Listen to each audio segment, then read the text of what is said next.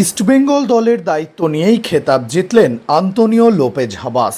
প্রথম কোনো ইস্টবেঙ্গল কোচ যিনি এত কম সময় মাত্র ৭ ম্যাচের মধ্যে বড় কোনো খেতাব জিতলেন।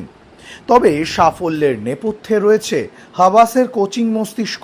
শুধু ইস্টবেঙ্গল নয়, এর আগেও মোহনবাগান হোক, এটিকে বা ইন্টারকাশি, সেখানেও নিজের অদম্য মানসিকতার পরিচয় দিয়েছিলেন এই স্প্যানিশ কোচ। আনকোরা কিছু ফুটবলারকে নিয়েই দুরন্ত লড়াই করেছিলেন তিনি। এটিকের সময় তার হাত ধরেই উঠে এসেছিল সুমিত রাঠির মতো এক ডিফেন্ডার। মোহনবাগানের দায়িত্ব নিয়ে লাইমলাইটে নিয়ে এসেছিলেন দীপেন্দু বিশ্বাসকে। ইন্টারকাশিতে যোগ দিয়েও একই কাজ করেছিলেন আন্তোনিও লোপেজ হাবাস। তার তত্ত্বাবধানেই নিজের সেরা ছন্দ খুঁজে পেয়েছিল এডমুন্ড, হার্দিক ভাট, সন্দীপ মান্ডির মতো ফুটবলাররা।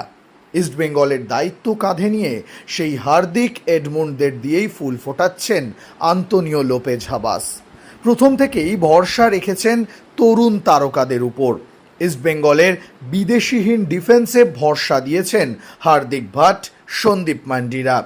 নিজের জাত চিনিয়েছেন তারা। আনোয়ারের পাশে স্টপার হিসেবে দুর্দান্ত পারফর্ম করেছেন সন্দীপ। এডমুন্ডের কথা আলাদা করে বলার কিছু নেই। ডুরান্ড কাপ ফাইনালে হ্যাট্রিক করে দলকে ট্রফি এনে দিয়েছেন। গত মরশুমে ইস্টবেঙ্গল জার্সি গায়ে চাপানোর পর থেকেই সুযোগের অপেক্ষায় ছিলেন তিনি। হাবাসের দলে সুযোগ পেতেই নিজের জাত চেনালেন এডমুন্ড লালরেন্দিকা। ফাইনালের মতো গুরুত্বপূর্ণ ম্যাচে বিদেশি স্ট্রাইকারের অভাবটা বুঝতেই দিলেন না তিনি, বরং একা হাতেই যেন সাজানো বাগান তছনছ করে দিলেন এডমুন্ড। আগামীতে আরও লম্বা পথ চলতে হবে আন্তোনিও লোপেজ হাবাসকে। তার হাত ধরে এমন অনেক তারকা ফুটবলার উঠে এলে অবাক হওয়ার কিছু থাকবে না।